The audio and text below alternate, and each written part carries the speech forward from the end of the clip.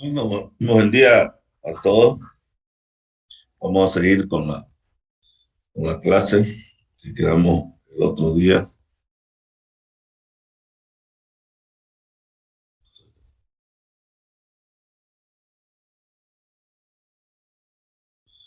Bueno, ¿y qué? ¿Lo vieron el ejercicio este con la barra chueca, inclinada? Sí, ingeniero. ¿Tienen algo para mostrarme? ¿O qué dificultad tuvieron? Lo tengo en hoja, no, ingeniero. No, no puedo presentarlo. ¿Pero qué dificultad tuvieron? ¿Por qué método lo hiciste al final? Primero hice en el nudo para encontrar las tensiones, ya luego me hice rectas paralelas primero para la barra AB, me hice una recta paralela, formé triángulo y ahí formé una ecuación ahí. Y luego hice con la recta BC y otra ecuación y ahí tuve dos ecuaciones con dos incógnitas y ahí encontré mi resultado. O sea, lo hiciste por el segundo método. Sí, ingeniero. Te prestaste una recta auxiliar, ¿no? Hiciste dos ecuaciones con dos incógnitas, ¿no? Sí, sí. Es sencillo, ¿eh? No sé quién otro ha hecho.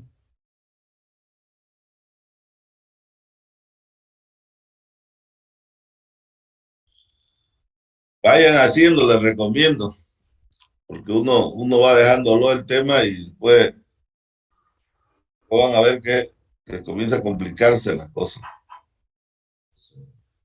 Mejor que vayan haciendo y vayan aprendiendo. Eso, eso es así. Estar dejándolo, no gana nada. Bueno, ahora vamos a ver un ejercicio que tiene una chapa rígida. Esta chapa rígida lo único que hace es transportar carga a, a los apoyos. Y tenemos un apoyo flexible que es el que se deforma. Tenemos un apoyo fijo que aquí no se deforma. El único movimiento que puede tener si yo suelto este apoyo es girar. Y si yo suelto este apoyo, esto se puede balancear, no girar, como vimos anteriormente. Entonces en ese apoyo tenemos un sinnúmero de cartas, o sea, un sinnúmero de fuerzas. Y esa fuerza, aquí da la Q, 2000, P1, 6000, P2, 8000. Tiene el módulo de elasticidad de las barras elásticas y tiene sus distintas secciones. Y nos piden encontrar el desplazamiento del punto A y las tensiones de las barras 1, 2, 3, 3, que son las barras elásticas. Lo lógico es que si este es fijo y corto acá, este elemento, yo tengo un elemento físico acá, fijo, no se mueve. Esta barra, el único movimiento que va a tener va a ser para abajo, para arriba, pero en el nudo, ¿no? No puede moverse de otra manera, o así se puede mover. Porque esta parte es elástica, entonces esta parte se puede mover para arriba o para abajo. Uno elige como quiere, esto no hay problema. El movimiento este elige como uno desea, si es para arriba o para abajo. Y después ya vemos si es correcto o incorrecto. En este caso, nosotros podemos determinar las fuerzas internas en estas barras. Determinar las fuerzas internas, vamos a determinar el desplazamiento del punto C. Al determinar el desplazamiento del punto C, como sé que gira esto, aquí se va a dar el desplazamiento del punto A que podemos calcularlo. Entonces, la primera relación es suponer que nosotros, de alguna forma matemática, conocemos nuestro desplazamiento del punto C. Hacemos una relación de triángulo. Entonces, el punto C es a 2 metros, como el desplazamiento del punto A es a 1 metro. Entonces, desplazando, tenemos que, si aquí se desplaza 2, aquí se va a desplazar 1, ¿no? Eso te da desplazamiento A, la mitad del desplazamiento C que puedo calcular. Entonces, lo primero que puedo calcular son lo que tengo que determinar para saber cómo se desplaza esto, es la fuerza interna en las barras. Entonces, lo que voy a calcular son las reacciones, porque esta fuerza, la reacción en este punto, me va a dar lugar a encontrar la deformación y desplazamiento de las barras 1, 2, 3. Entonces, ahí mi sistema corto, donde corto reemplazo por una fuerza, en este caso la reemplacé por una fuerza de compresión, ¿no? Y hago mi equilibrio, ¿no? Entonces, sumatoria de momentos en B, voy a obtener NC, que está correcto, es compresión, ¿no? Ya tomando momentos, tengo NC por 2 más 2000 por la distancia por 2, que es su resultante, 2000 por 2, 1, menos o igual, ¿no? Da lo mismo, menos 6000 por 1 igual a 0. Despejando, tengo NC que me da 1000, lo que quiere decir que este sentido era correcto. Lo que es reacción acá es acción en la barra. Entonces, esto me queda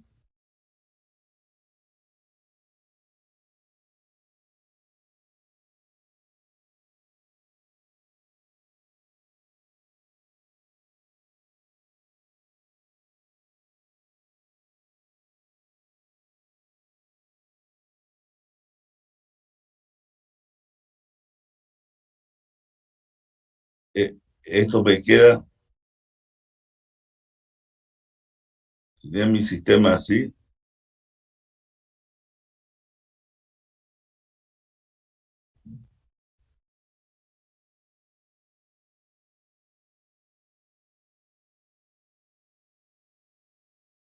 Entonces, este NC se viene como acción acá.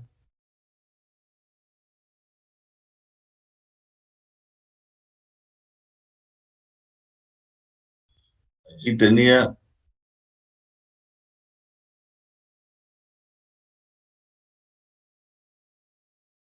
mi NC se viene como acción acá. Tenía mi P2, entonces seguramente tendrá que venirse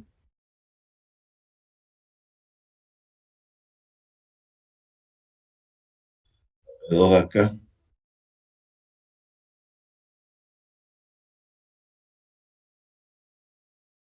Primero que quiero saber qué fuerzas normales están trabajando en esta barra 1, en esta barra 2, en esta barra 3. Eso es lo que quiero saber. ¿Qué N? Entonces yo corto antes de la P2 para saber qué fuerza está trabajando aquí. Eso es lo que hago. Entonces corto y la única fuerza es NC. Entonces, su equilibrante N1, la que está trabajando en la barra 1, va a ser igual a NC, va a ser 10.000 kilómetros. Y hablamos que es compresión porque está apretando. Después corto acá arriba. Esta barra corto un poquito, ya incluye P2. Entonces, la barra 2 voy a tener N1, esta es la reacción, esta es acción.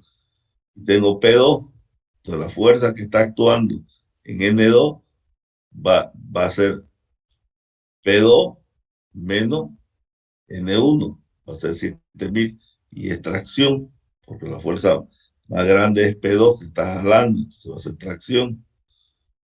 Pero quiero conocer también en la barra 3, entonces, agarro y hago el equilibrio del nudo. Cuando corto el nudo, esta que era reacción se vuelve acción 7000. Y tengo estas otras dos fuercitas. Haciendo equilibrio, sumatoria vertical, voy a obtener que N3, que la barra 3, va a valer por 4.041 kilogramos y es compresión porque está entrando. Entonces, sé que es compresión, sé que es tracción y sé que es compresión.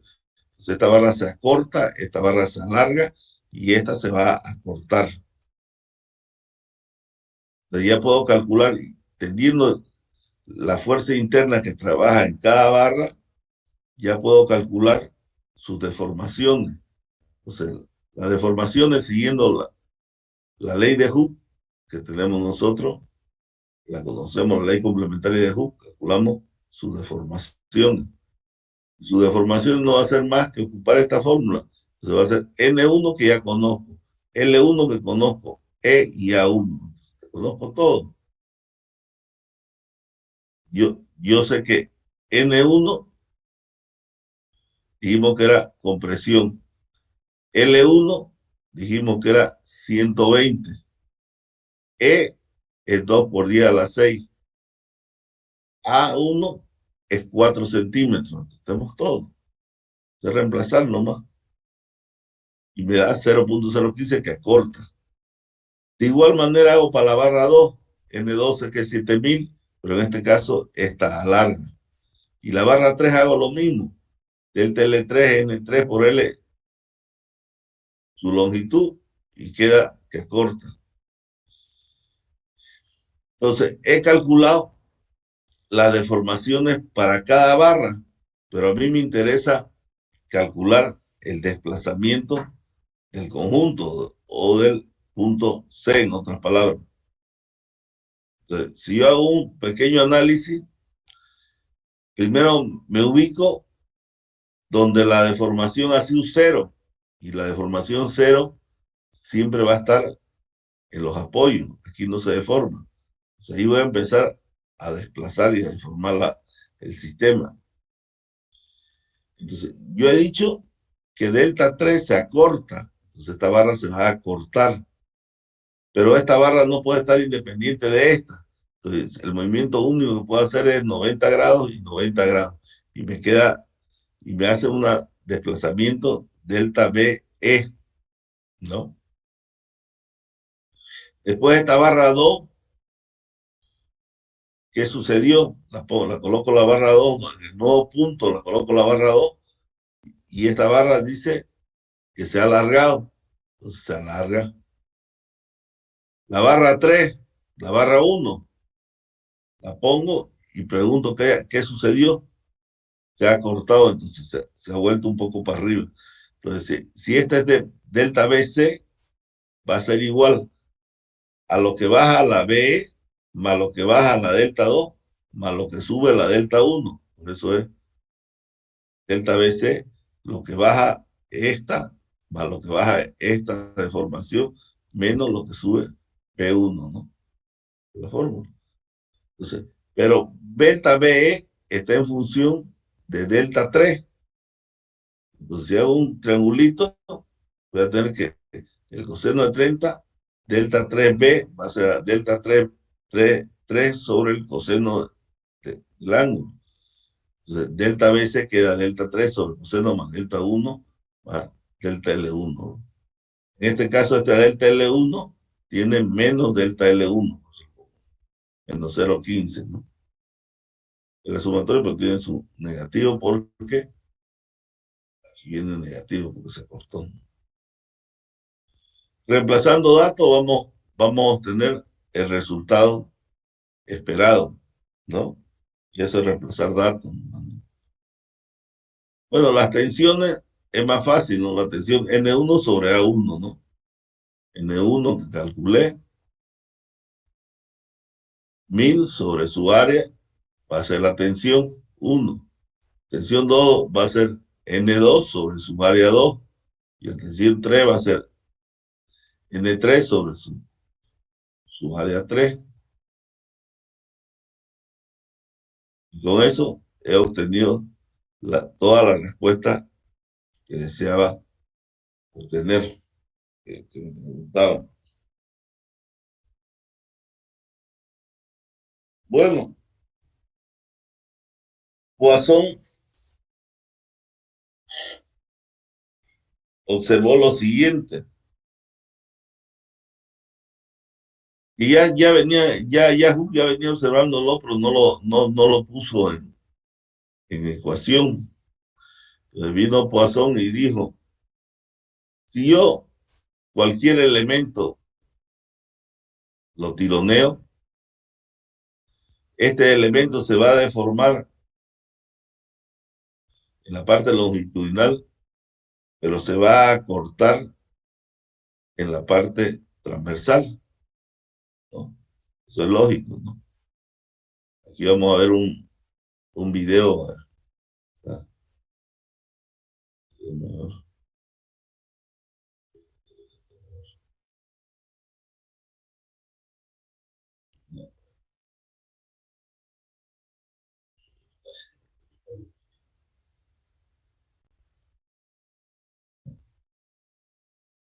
Queremos escuchar música. Tenemos un cubito, después tenemos un cubito que al tironearlo, vemos que si este cubito se alarga en su parte longitudinal, se acorta en su parte transversal, y esa es la realidad que pasa en la ley, en el coeficiente de Poisson.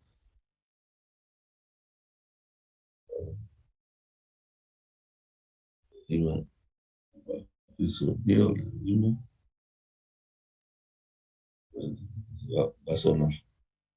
Cuando un elemento se encuentra sometido a un estado de esfuerzo uniaxial, se deforma en la dirección del eje con esfuerzo, y por el efecto Poisson también se deforma en las otras direcciones. Así, por ejemplo, cuando un elemento está sometido exclusivamente a un esfuerzo de tracción en el eje X, sigma X, este elemento se alarga en esta dirección y simultáneamente se acorta en las direcciones Y y Z. De igual manera, cuando el esfuerzo actuante es de compresión, el elemento se acorta en la dirección X y se alarga en las otras dos direcciones. Si el material es linealmente elástico, las tres deformaciones se relacionan con el esfuerzo sigma X mediante el módulo de elasticidad del material y el coeficiente de Poisson, mediante las siguientes expresiones. De igual manera, si el esfuerzo actuante sigue la dirección del eje Y, las deformaciones correspondientes serán. Análogamente, cuando el eje de esfuerzos es el eje Z, tendremos. Si el elemento se encontrara sometido simultáneamente a esfuerzos en los tres ejes, podremos emplear el principio de superposición y obtener las deformaciones en cada uno de los ejes como la suma de los casos presentados anteriormente, como se muestra en las siguientes expresiones. Este juego de ecuaciones se conoce como ley de Hooke generalizada para esfuerzos normales y puede representarse en forma concisa como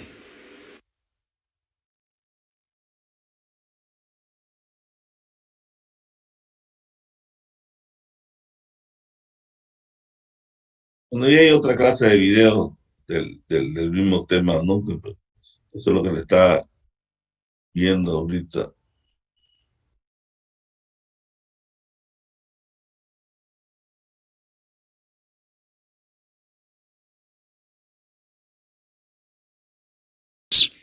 We can derive this expression here, which is that the shear modulus. Hello everyone, and welcome to another video on the Efficient Engineer channel. In this video, we're going to take a look at a really interesting material property, Poisson's ratio. Poisson's ratio is such an important material property because it gives us key information about how different materials deform under loading. Let's get right into it. Está la traducción acá abajo. We can start with a quick example, the rubber band. If you take a rubber band and stretch it along its length will obviously increase, but it is also quite intuitive that at the same time, the band will get thinner. Poisson's ratio can tell us how much thinner the band is going to get.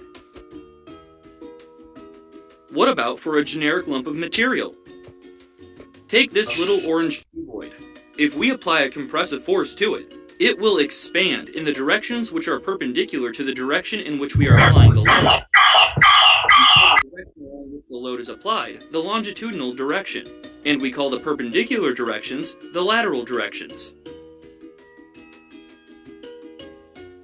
If we reverse the direction of the force to apply a tensile load, the cuboid will obviously extend in the longitudinal direction, and it will contract in the lateral directions. The key concept here is that when you apply a load to a material in one direction, the material will also deform in the lateral directions. Poisson's ratio is the parameter that tells us how much the material will deform in the lateral directions. To define Poisson's ratio more precisely, let's take a closer look at the case where a tensile force is applied. First, let's give names to the various parameters involved. Lx, Ly, and Lz are the original dimensions of our cuboid along the x, y, and z axes. Delta Lx, delta Ly, and delta Lz are the changes in these dimensions after the load has been applied. They are shown as being divided by 2 because the change in dimension occurs on both sides of the object. Next, we can write out the strains in all 3 directions. As a quick reminder, strain is a measure of deformation and is defined as the change in length divided by the original length. It is denoted using the Greek letter epsilon and is usually expressed as a percentage. When we apply our longitudinal load, it turns out that the resulting strains in the lateral directions are equal. And here's the interesting part. They are proportional to the strain in the longitudinal direction. The ratio between the longitudinal strain and the lateral strain is actually a material constant. You might have guessed it by now, but we denote this material constant with the Greek letter nu, and we call it Poisson's ratio. By the way, Poisson's ratio is named after this guy, Simeon Denis Poisson, the famous French mathematician who formally defined the ratio in a note published in 1827. You might be wondering why a minus sign slipped into the equation. Remember that by convention, tensile strains are positive and compressive strains are negative. The minus sign is just there so that for the typical case where the lateral strains are opposite in sign to the longitudinal strains, we get a positive Poisson's ratio. Now is probably a good time to mention that this equation and the concepts described in this video only apply for isotropic materials. Materials are deforming within the elastic region. Things get a bit more complicated when plastic deformation is involved. Anyway, to summarize, Poisson's ratio is a dimensionless material property, which tells us how much a given material will contract in the lateral directions when we pull on it in a longitudinal direction. Now that we know what Poisson's ratio is, we can look at some typical values for different materials. Without getting too deep into the math behind it, it's useful to know that the theoretical... Ahí lo va chipando, porque él analiza varios tipos de materiales. Entonces, nuestra idea no es el concepto general. El concepto es general que yo jalo. Esta se produce una deformación en X y a su vez se produce una deformación en Y. Y existe una relación que se llama relación de Poisson, que me relaciona la deformación longitudinal con la relación transversal. Eso hace Poisson. Entonces, Poisson, coeficiente de Poisson, igual a la deformación longitudinal que se produjo sobre la deformación transversal que se produjo, ¿no? Debido a esta fuerza en X. Entonces, Hooke, aplicando Hooke, yo puedo calcular, conociendo la deformación en X, que ya sabemos determinarla, yo de X igual a la ley de Hooke, ¿no? Entonces nosotros despejando podemos hallar la deformación en Y cuánto vale esta deformación en Y, y esa deformación en Y va a estar igual a menos, el menos es porque se está cortando mu por la deformación en X. Y podemos saber su valor, porque ya sabemos el valor de en X. Entonces, reemplazando, tenemos que la deformación en X es igual a mu sobre E por la, por, por la tensión, ¿no? Que va a ser igual a la deformación en Y. ¿Qué nos ayuda a esto? Nos ayuda para hacer la ley generalizada de Hooke. Hooke supuso que toda su teoría estaba en base a un estado unidimensional, donde no se producía esto. Cuando viene Poisson, le dice, no, también la deformación transversal te ocasiona que el material no se deforme. Normalmente es igual, yo jalo cualquier correa, como dice, y tiene que encogerse la parte, se alarga una y se encoge. O sea, el material no puede salir indefinidamente. O sea, si yo estoy ganando material, lo que estoy jalando, algo se está produciendo. En este caso se está produciendo una deformación lateral, ¿no? Entonces, Hooke expresa mediante estas expresiones el estado tridimensional de tensiones. ¿Cómo llega a esta ecuación Hooke? Lo único que hace Hooke es decir, yo tengo un elemento donde le aplico tensiones en todo lado. Y yo quiero saber sus deformaciones, que son estas ecuaciones, ¿no? Entonces, como es complicado, voy a aplicar el principio de superposición de efectos. Voy a analizar qué sucede con las deformaciones cuando están sobre el eje X, qué sucede cuando están las deformaciones sobre el eje Y qué sucede cuando las deformaciones están sobre el eje Z. Eso es lo que hace. Entonces, lo primero que hace es analizar para el eje X. Dice, si yo jalo, esto va a salir, se va a producir debido a X, a la tensión en X, se va a poder una deformación en X, que yo ya la conozco, la fórmula. Es Hooke, ¿no? Entonces, yo quiero conocer la dimensión de la deformación en Y, va a ser menos mu por sigma X sobre E, y en Z va a ser menos mu por sigma X sobre E. Fíjense que es lo mismo, es un cubito, ¿no? Ahora, ¿qué sucede si yo hago para el eje Y esta deforma? Se supone que eso es empotrado, por eso entonces, se deforma la deformación principal, va a ser la Y, ¿no? La Y, que aplicando la ley de Hooke va a tener este valor. Y las otras laterales, las que se producen por lo que se alarga esto y se corta esto, van a tener también una relación de Poisson. Esta va a ser la deformación debido a la tensión en Y. Igual hago para Z, y va a tener una deformación que la conozco por Hooke, y las otras transversales van a ser en función de Z, pero con coeficiente de Poisson. Si uno las X, si sumo por él, porque para ver cómo se deformó en X debido a todo este estado de carga, sumo la deformación en X más la deformación en Y más la deformación en Z, producto de cada uno, voy a obtener esta suma. Y ahí es lo que me da la ecuación de Hooke.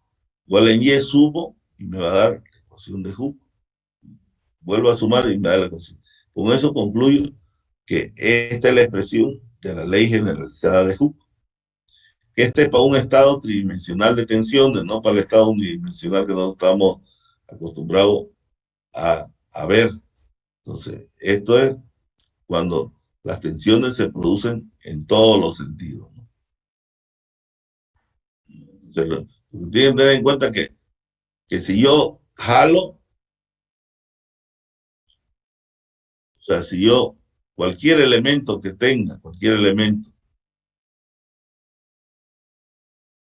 cuando yo estoy trabajando en un estado bidimensional, un estado tensional, Si yo supongo un empotramiento acá,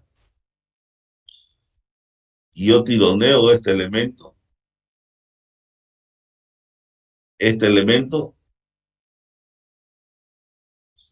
va a crecer debido a la fuerza, pero aquí va a haber una deformación X, pero a su vez se va a producir un acortamiento en la sección transversal que Y. Eso es lo que está sucediendo. Cualquier elemento que se produce. Y a la relación entre este y este se llama coeficiente de Poisson. Pone menos porque es acortamiento, ¿no? Deformación.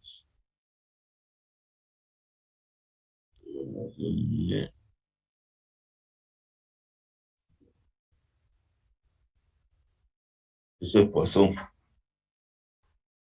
Y eso es lo que tenemos que saber. ¿Para qué tenemos que saber eso?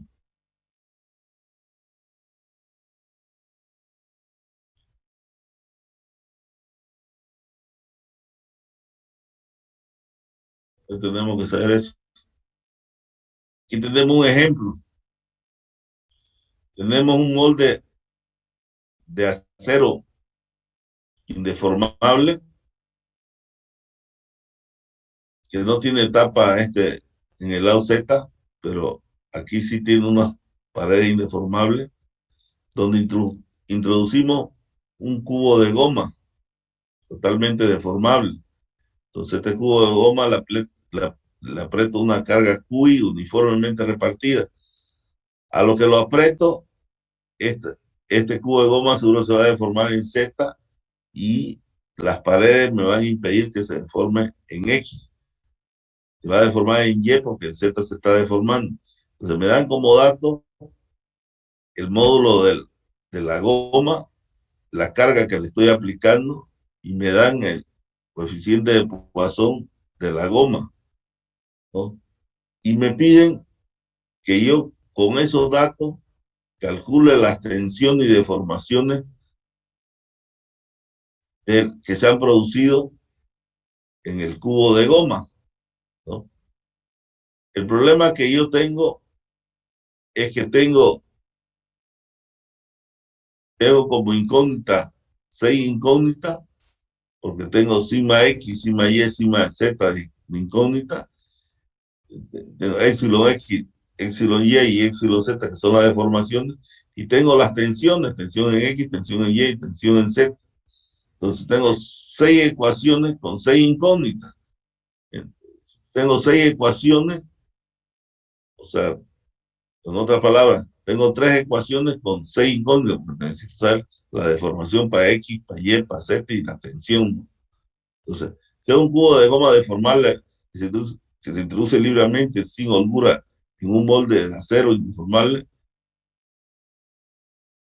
cubo de goma en la cara superior se está sometiendo a una presión uniformemente repartida QI, como muestra la figura, determinar las tensiones normales y deformaciones para todas las direcciones X, Y, Z.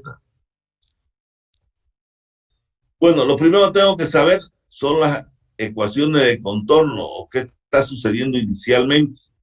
Inicialmente yo sé, como estas paredes son rígidas e indeformables, cubo indeformable, ¿no? Al apretar el cubo de goma, estas no van a poder deformarse, porque va a haber una reacción acá en las paredes. Entonces, ¿qué sucede? La deformación en X, yo sé automáticamente que es 0.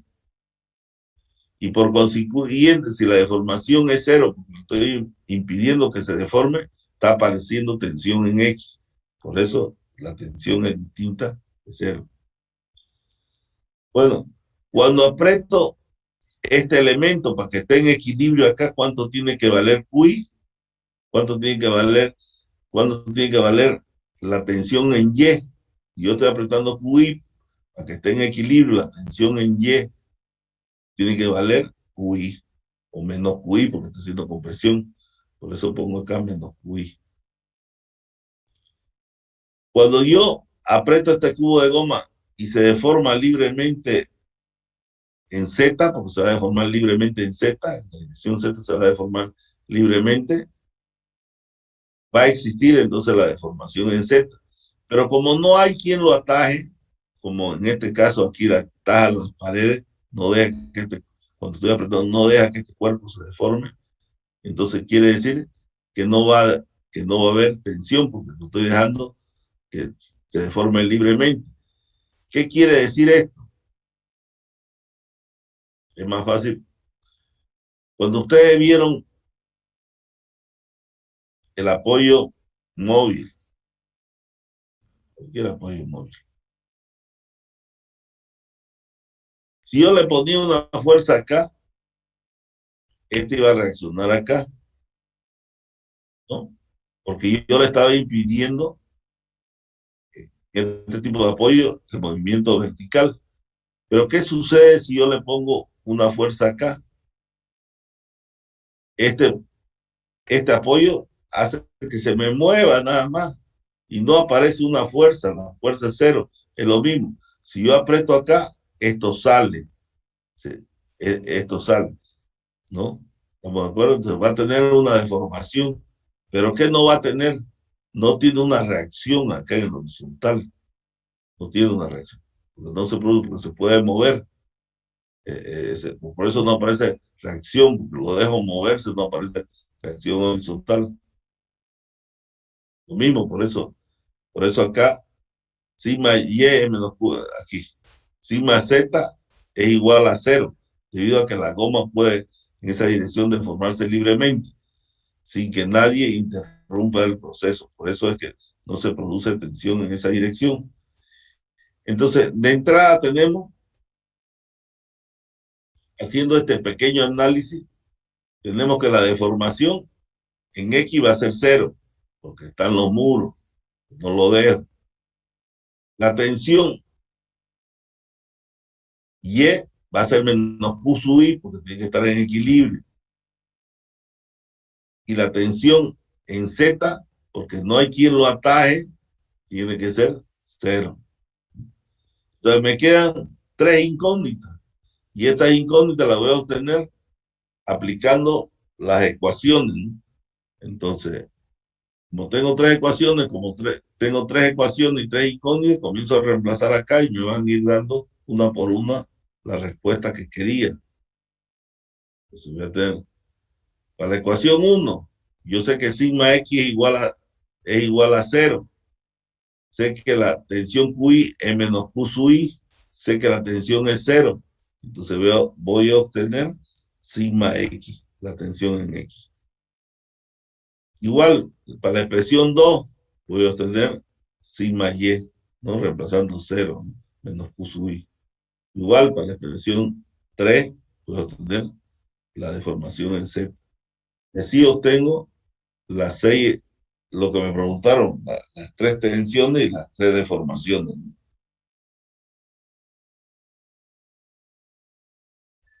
Bueno, entonces este es un ejercicio aplicando la ley, el coeficiente de Poisson y finalmente la ley generalizada de Hooke para un estado tridimensional de tensión. Bueno, pero para terminar el tema de este capítulo, tenemos que ver nosotros tensiones admisibles. ¿Y qué es una tensión admisible? La tensión admisible no es más que una tensión peligrosa sobre un coeficiente de seguridad. Muy sencilla la definición, ¿no? Tensión peligrosa sobre un coeficiente de seguridad va a ser mi tensión admisible, ¿no? Pero ¿cuál es la tensión peligrosa? La tensión peligrosa es hasta donde nosotros tengamos conocimiento de cómo se comporta mecánicamente el material de forma eficiente y de forma que nosotros podamos controlarlo. Nosotros cuando vimos Por eso es que se hacen estos análisis de los materiales.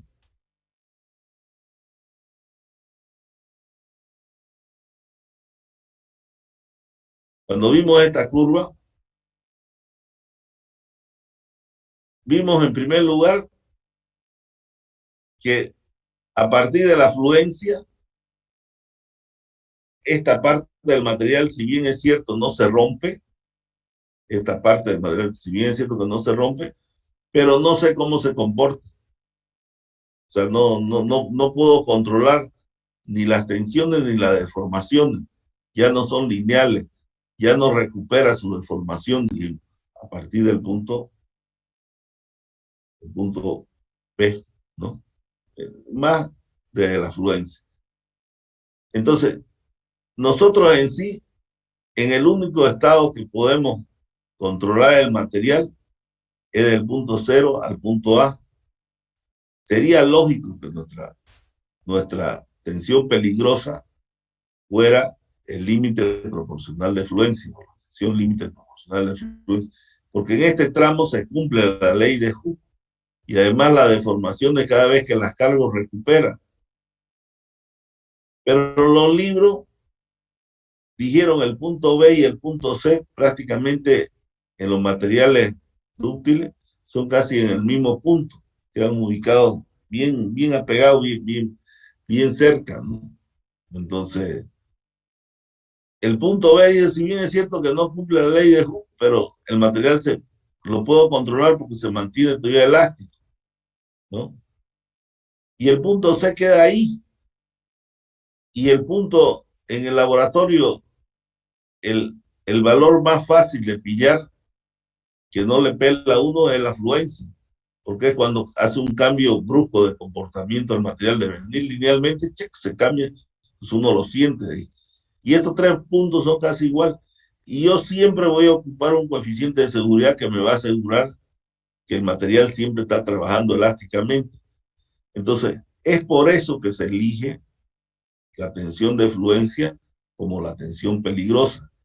Uno cuando va a las lomas o va a cualquier parte, la tensión que le dan a uno, la tensión máxima, no, la tensión de trabajo que le dan a uno, en los 4.200, 4.600 del acero de alta resistencia, ese le están dando el valor de fluencia, ese es el valor que le están dando. Entonces, al final, haciendo miles de ensayos de materiales, se definió que la fluencia iba a ser la tensión peligrosa. Por eso, para materiales con escalón de fluencia, la tensión es la tensión de fluencia. Y para materiales sin escalón de fluencia, la tensión es igual a la tensión convencional de fluencia. Por eso la importancia de saber calcular la fluencia en materiales de curva continua, porque la tensión peligrosa que vamos a tomar para conseguir la tensión admisible es la tensión convencional de fluencia, que ya aprendimos a calcular en la anterior clase. Bueno, con esto habíamos definido y nos habíamos puesto de acuerdo, o se habían puesto de acuerdo cuál era la tensión que íbamos a ocupar en este caso de la fluencia. Pero había un factor N que se llama coeficiente de seguridad. ¿Qué valor le voy a dar al coeficiente de seguridad? Y ahí comienzan los problemas. Porque yo le puedo dar, con tal qué valor le dé este coeficiente de seguridad, esta tensión admisible va a ser mayor. Con tal, si crece mi coeficiente de seguridad, que es de inseguridad más que de seguridad, este valor va a ser más chico. Entonces, me aseguro que la dimensión de mi estructura va a ser más grande. Entonces, la importancia de este valor de seguridad es total. Pues, ¿cómo aprendo y cómo sé cómo asignarlo? Bueno, existen varios factores que me van a determinar que yo elija un coeficiente de seguridad. Por suerte, en la actualidad hay normas. Entonces, la norma del hormigón me va a decir qué coeficiente utilizo. La norma del acero me va a decir qué coeficiente utilizo para distintas situaciones, ¿no? La norma de la madera también me va a decir qué coeficiente de seguridad utilizo para distintas situaciones. Pero además, yo tengo que estar seguro que este valor voy a poder utilizarlo. Ustedes van a ir conociéndole este valor, cuánto es máximo, cuánto es mínimo, puedo utilizar para seguir una norma en las distintas materias que es madera, metálica y hormigón. Mientras tanto, vamos a saber que este coeficiente de seguridad depende de muchos factores. Conocimiento, comportamiento físico y mecánico del material. O sea, cómo es nuestro material, el uso que se le va a dar a la estructura, la fiscalización, el método de cálculo de diseño, errores numéricos, perfecta evaluación de carga. O sea, un número de factores influyen para que yo adopte este coeficiente de seguridad. Un caso bien típico para el coeficiente de seguridad que nosotros vamos adoptando son la calidad de los materiales, qué material estoy utilizando. Cuando yo utilizo acero, ¿no? Que son los tres materiales que más entonces, la barra de acero, ¿no? De acero.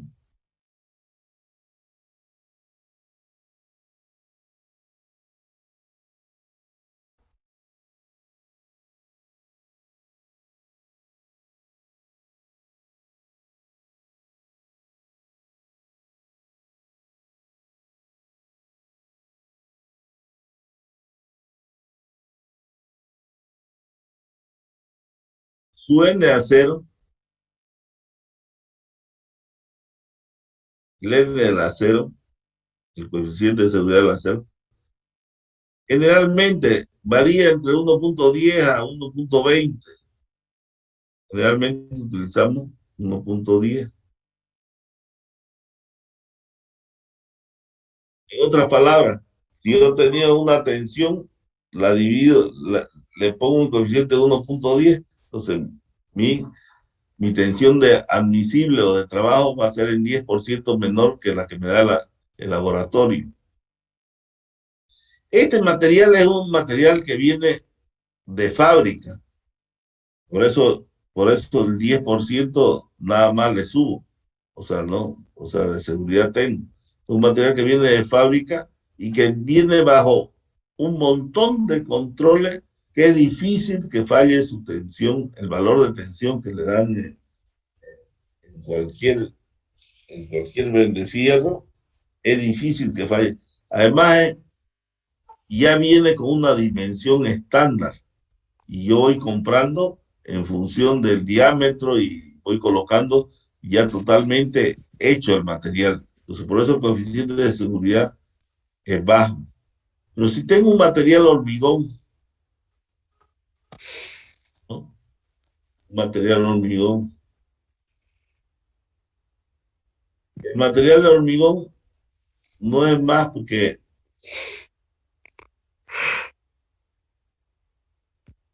¿no?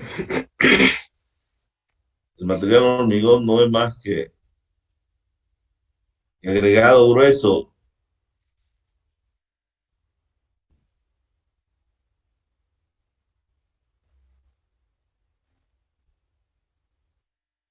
no es más que agregado grueso, arena, agregado fino y agua. Su NF del hormigón generalmente, su N hormigón, ya es 1.6, realmente, lo que dice la norma. La media es 1.6. Quiere decir, a la tensión que me da el laboratorio, yo le bajo el 60%, lo divido entre 1.6, esa recién va a ser mi tensión admisible. Entonces, aquí había una seguridad máxima, 1.10 porque yo confiaba en el que me estaba vendiendo y confiaba en el fabricante y no puedo hacer la prueba y el 99% siempre va a dar que es correcto. Me dirán el hormigón, pero el hormigón ya lo garantiza el ingeniero. Tiene Orbipress, Concretec o no sé qué PEC, de acá que hay en Santa Cruz, y le venden el camión cisterna con el hormigón garantizado. Entonces usted puede bajar este coeficiente de seguridad. Sí le puedo decir, ¿no? Pero el problema es que ese camión que viene certificado no me trae el elemento hecho. Si no, yo tengo que construirlo el elemento. Yo tengo que agarrar, tengo que hacer un encofrado y dentro del encofrado vertir el hormigón, ¿no? Tengo que vertir el hormigón en masa. Me lo trae en masa, no me lo trae hecho, ¿no? Entonces, en masa. Tengo que vertir el hormigón en masa. Después de vertirlo el hormigón en masa, tengo que vibrarlo. Y después de vibrarlo el hormigón, tengo que curarlo 28 días para que el hormigón recién alcance la resistencia que yo estoy buscando. Entonces, tiene un montón de trabajo adicional el hormigón para que las tensiones que yo asuma no se den, ¿no? Entonces, es así. Entonces, yo este material desconfío más. Al desconfiar más, es que mi coeficiente de seguridad es más alto.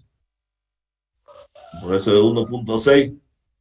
Y si sigo desconfiando del material, por ejemplo, otro material bien común es el suelo.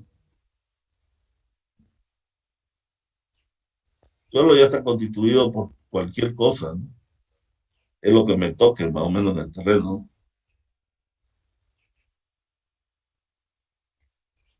Pero el suelo, al final, es un material donde se va a depositar la carga. Entonces, es un material importantísimo el suelo. Y como el suelo, yo no lo conozco bien el suelo,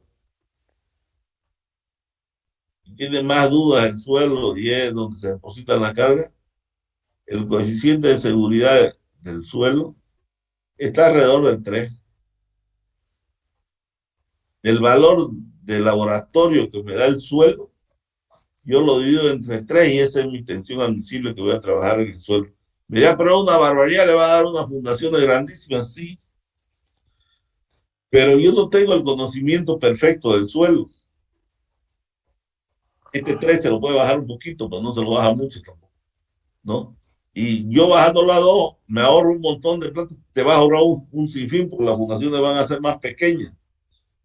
Pero va a perder seguridad seguramente. Las personas que conocen bastante de suelo y bastante las zonas son capaces de bajar un poco. Pero 3 es lo normal que le ponen. ¿Por qué? Porque yo en un suelo lo que hago es generalmente hacemos STP, que ya no han visto el tallo del suelo. Agarramos y vemos dónde están las fundaciones más cargadas y hacemos 3, 4 estudios de suelo. ¿Cómo lo hacemos el estudio de suelo? Hay un trípode que se llama ensayo STP, ¿no? Donde tiene un martillo, una roldana aquí, un martillo de tal peso, ¿no? Un martillo de tal peso. Y bueno, y este lo vamos a jalar de acá. Y con una cuchara que se llama Terzaghi, nosotros tenemos que introducir esa cuchara al suelo con número de golpes. Entonces agarramos tiene su altura determinada y este peso se lo deja caer y ¡toc! Le va dando, ¿no? Otra vez, ¡toc! Y veo con cuántos golpes entra una pulgada y con relación al tipo de suelo, entro unas tablas que me da Terzaghi, entro unas tablas y encuentro la tensión de cada extracto de suelo que tenga. También los extractos de suelo con tal el extracto de suelo va a ir variando las tensiones. Y al final, analizando, veo dónde lo voy a fundar. Seguramente voy a buscar donde sea más arenoso, donde se deforme menos, donde voy a fundar. Pero este estudio hago aquí y en la acá me da diferente. Y en la acá me da diferente. Y es totalmente heterogéneo mi estudio. También puedo hacer estudio de placa de resistencia que se hace para determinar el suelo. Y ahora, generalmente, cuando uno hace ya las fundaciones de los pilotos, los edificios grandes, se hace la prueba de carga, ¿no? Para ver si realmente lo que asumí es correcto, ¿no? Entonces, como tengo tanta desconfianza del material suelo, es que tengo que utilizar coeficientes de seguridad altos a los materiales, ¿no? Entonces, cuanto más conozco yo el material y sé que estoy más seguro, elijo, fíjense que elijo coeficiente de seguridad bajo. Cuanto más se me complique y menos tengo conocimiento, seguro que voy a obtener, o sea, coeficiente de seguridad alto, ¿no? Que eso, cuanto más grandes sean los coeficientes de seguridad, más gruesa va a ser mi obra, ¿no? Más cara va a ser mi obra, ¿no?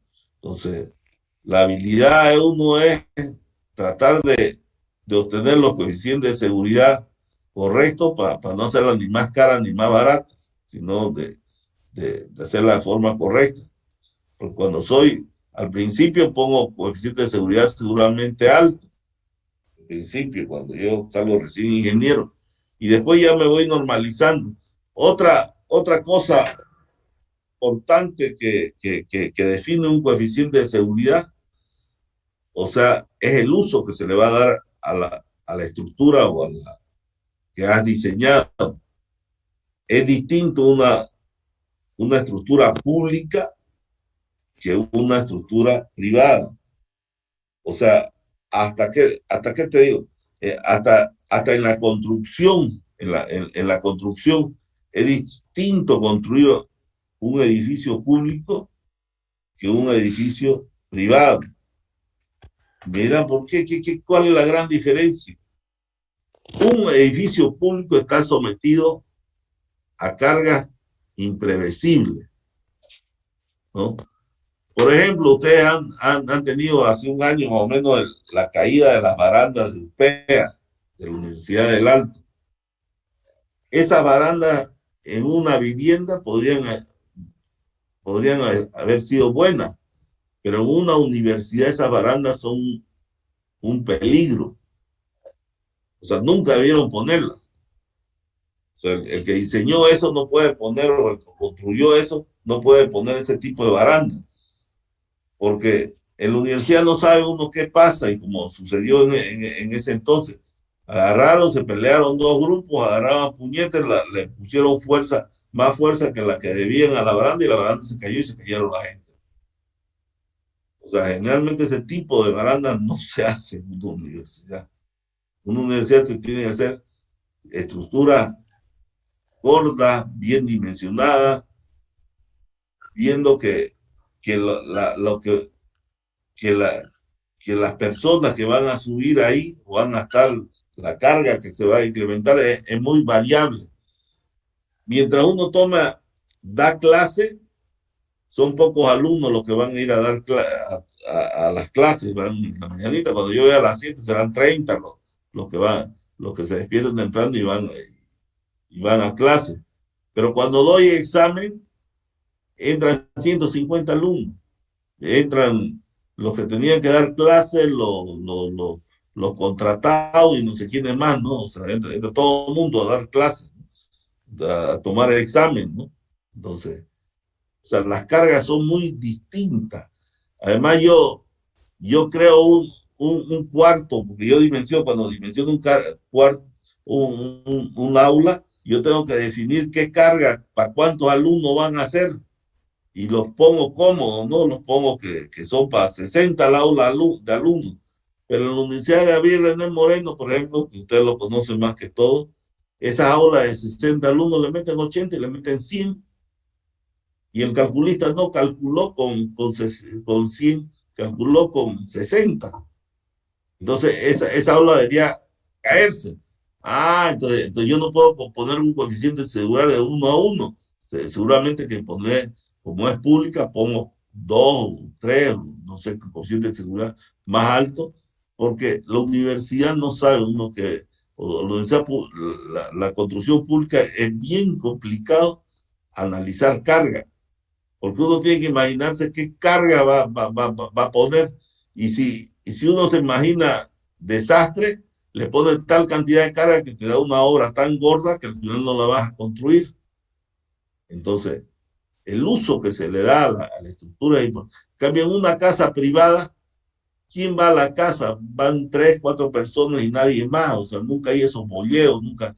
Entonces uno puede garantizar menos gente y seguro que la estructura va a ser más suave que una construcción normal de una universidad pública, ¿no? O si yo construyo en el campo, ¿no? No puedo poner para el campo coeficientes altos, porque no está en riesgo la vida tampoco el ser humano. Entonces, un galpón seguro en el campo tendrá menos coeficientes de seguridad que el galpón que está en la ciudad. Pero mira, ¿y por qué en el campo? Porque lo quiero hacer barato. Y como no hay gente, no hay riesgo de vida humana, yo le puedo bajar un poco los coeficientes de seguridad. Y con eso no se va a caer, porque los eventos allá son menores que los eventos que suceden acá. Y por eso a veces llega un viento fuerte y se lo lleva el techo, porque yo no lo había, o sea, no se lo había calculado para que soporte ese viento, ¿no? Entonces, cuando yo diseño, yo le pongo un uso de vivienda, uso de no sé qué, uso de vivienda, uso de discoteca, uso de oficina, uso de parqueo, y con tal el uso que yo creo que se le va a dar a ese edificio, yo tengo ciertas cargas. Por ejemplo, evaluar las cargas de un estadio donde la gente brinca, salta, o sea, es complicadísimo, ¿no? ¿Cómo se va a mover la carga en el estadio? Cuando meten gol, salta una tribuna, cuando los otros no se mueven, el otro está más cargado, menos cargado. Entonces, la simulación de carga para poder poner coeficientes en un estadio es tremendo. Entonces, seguro que los coeficientes de seguridad que, que voy a obtener o que tengo que tener tienen que ser coeficientes de seguridad altos, ¿no? Y así sucesivamente, yo tengo que en el transcurso de aquí para adelante, tienen que aprender y van a ir aprendiendo a manejar qué coeficiente de seguridad van a ir utilizando. Al principio uno, con sus primeras estructuras que diseña, utiliza el coeficiente de seguridad siempre alto, ¿no? Porque desconfía. Pero después va conociendo uno cómo trabaja las estructuras y va adoptando coeficientes de seguridad más lógicos, ¿no? Más lógicos, ¿no? Eso siempre ha sido así, ¿no? En mi primer cálculo estructural yo desconfío de todo, ¿no? Entonces, porque es mi primer cálculo. Pero después ya me voy acostumbrando a calcular y ya entro facilito en normas, ¿no? Las normas nos ayudan un montón y nos dicen cómo vamos a cargar, cómo vamos a calcular, o sea, las normas nos ayudan, nos guían un montón para poder calcular, ¿no? Generalmente nosotros calculamos bajo norma. Ahora hay estructuras que se calculan fuera de norma. Hay estructuras especiales como las que hace Calatrava, ¿no? En España, ¿no? O sea, ¿no? Estructuras especiales que él dice, yo no diseño bajo norma, pero él tiene la ventaja que ese tipo tiene un grupo de gente que va haciendo un montón de ensayos y va a un montón de controles cuando se hacen sus obras, ¿no? Son obras monumentales, ¿no? Tienen el no sé qué, el edificio, ahí va, pongan Calatrava, ingeniero arquitecto Calatrava, y lo va a ver el montón de obras hermosas que ha hecho en todo el mundo, y él dice, generalmente no diseño yo bajo normas, ¿no? Porque si no, mis obras fueran gordas, ¿no? O sea, serían obras, no serían artísticas sus obras son bien bien artística de Calatrava, ¿no? Entonces el saber poner un coeficiente de seguridad es muy importante, porque además es un coeficiente que está en manos de nosotros. O sea, esa es otra ventaja que hay. O sea, si yo no conozco, si yo conozco perfectamente qué va a suceder en la obra, si yo conozco perfectamente, seguro que, y conozco la obra perfectamente, como le decía, como lo del suelo, lo conoce bien el suelo, que analiza, ha hecho hartos edificios cerca y conoce el suelo de la zona, él puede bajar los coeficientes de seguridad, porque conoce. Pero si vos no conoces, lo vas a subir, ¿no? Entonces el conocimiento de lo que estoy haciendo, no solo en suelo, sino en hormigón, en estructura, los controles que se le da a una estructura cuando se va a construir, es importantísimo para que los coeficientes sean bajos o altos. O sea, si yo tengo obras que no tienen ningún control, seguramente mis coeficientes de seguridad tienen que ser altos. Si yo tengo obras como son las petroleras o las mineras, o alguna obra pública que tiene un montón de controles, tiene una fiscalización aparte que controla la obra y controla cada material que entra y controla cada fierro que entra y controla cómo se construye, yo puedo bajarlo los coeficientes de seguridad. Se puede bajar. Pero tiene que saber uno, por eso tiene que, uno cuando va a calcular, tiene que conocer quién es el cliente, más o menos quién es el que lo va a construir, porque al final uno está firmando por 30 años que no va a pasar nada a la estructura, y ustedes han visto, recién en Miami se cayó un edificio, ¿no? ¿No? O sea, y es así, o sea, o aquí en Málaga se cayó, ¿no? Para el medio construir, ¿no? O sea, y eso generalmente repercute en nosotros los que calculamos, ¿no? Por suerte, las normas y los materiales son tan nobles que son pocas estructuras las las que tienen problemas. Entonces, el saber elegir un coeficiente de seguridad es importantísimo. Eso lo van a ir aprendiendo en el recurso de su carrera, de la carrera de estudiar, y también va a ir aprendiendo en la vida diaria cuando sean calculistas y tengan que definir cuál es el coeficiente de seguridad que tienen que adoptar. Con esto hemos concluido esta unidad. El miércoles empezamos con la unidad 3. Vamos en cronograma, creo. No sé si tienen algo más.